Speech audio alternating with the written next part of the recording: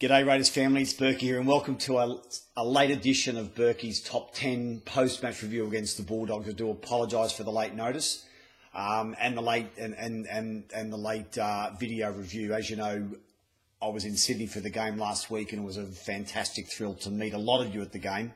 The Raiders support was outstanding as always, and we certainly drowned out a lot of the Bulldog supporters. Even in a stadium of 80,000, we were able to get a really good noise going for the boys. And I'm sure it helped them get them over the line. So as I said, wonderful to meet a lot of you at the game, and hopefully we can do it again in the future. Look, it's just a shortened version this week at the top 10. As I said, we're getting closer to game day on Friday, but I did want to reach out to you all just with a bit of a rehash and a rethink about some of the things that I thought were important for our season on Friday night, on Saturday night, I beg your pardon. So I want to get straight into the top 10 now, and the first one obviously is John Bateman. Now, obviously, at the start of the year, I felt that Josh Hodgson would be the man, our go-to man for the premiership, and he still is. But I think this guy here is really nipping at his heels with potentially a X-factor to get us the premiership. His game was outstanding again. He just led the boys from the front, as always, with his runs and his carries and his defence, and just his hunger to be involved was most noticeable. Being at the ground more than TV, you could really see the work he does off the ball with his positional play, the way that he talks to the guys that break down.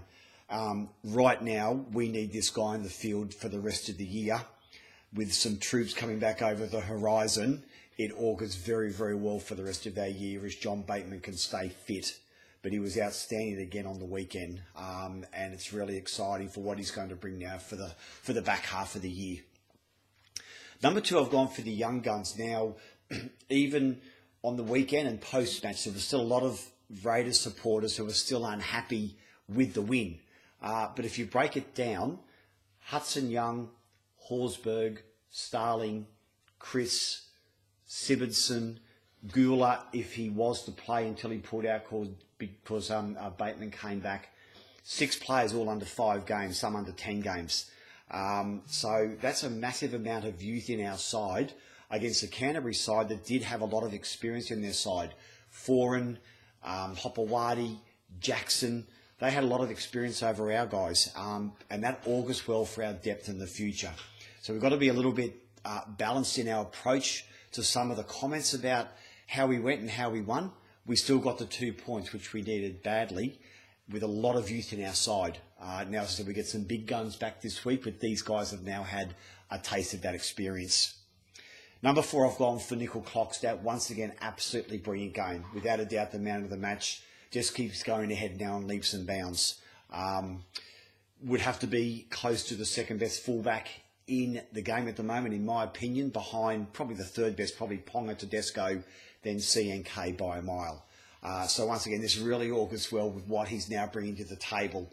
And you're just expecting something from him earlier on in the year. We probably didn't expect much from him, but now he's becoming a go-to guy, particularly around that ruck area.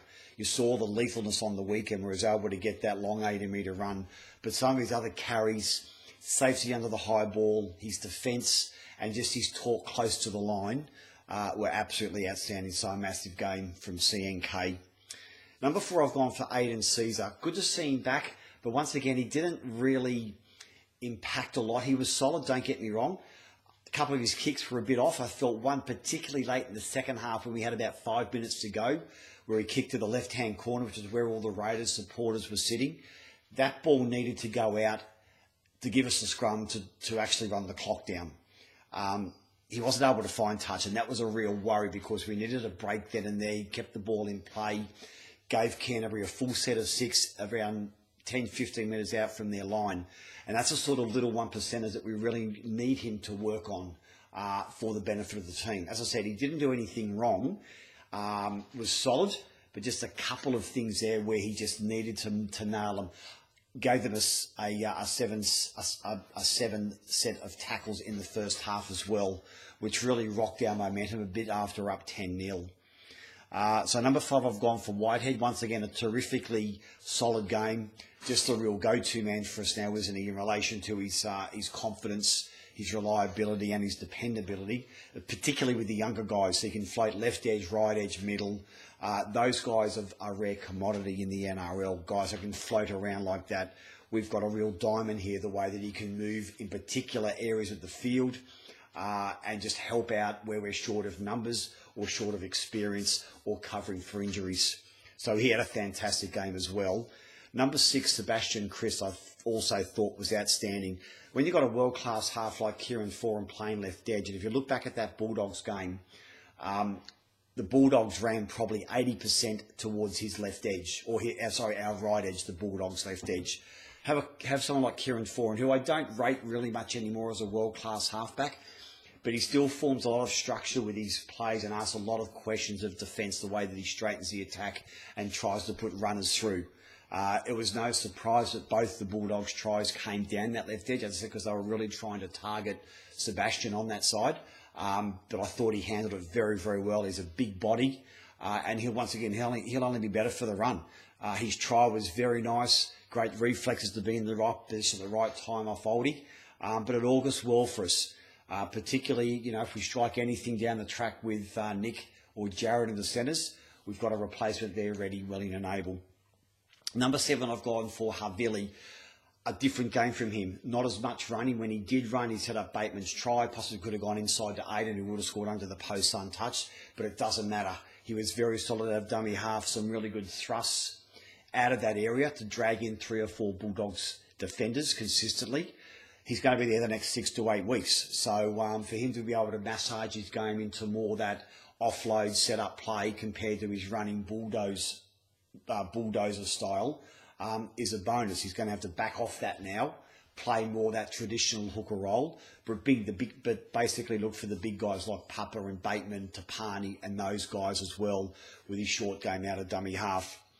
Number 8, I've gone for Jared. Solid, a bad read in defence. He's done that 3 or 4 times down this year, where he's rushing out of the line for some reason, not telling the men inside and outside of him that he's going, and consequently we get caught with the overlap. The try from Cogger was nearly stopped with Bateman coming across, but he's just rushing out of the line for some reason where he's not happy with the inside players communicating with him, but it's something he's really got to work on and communicate well with his other players. Otherwise, in the big games towards the end of the year, he's really going to be found out. Like a great captain's lock again, he was solid in those really crucial pressure moments. But those defensive reads are really starting to become into his game a little bit more than we need right now. Hopefully with some normal troops back, maybe Jack on his inside on the weekend against the Tigers, he'll be able to settle down a bit. But we just need to be able to watch what he's doing there in those defensive reads. Number 9, I've gone for Sia.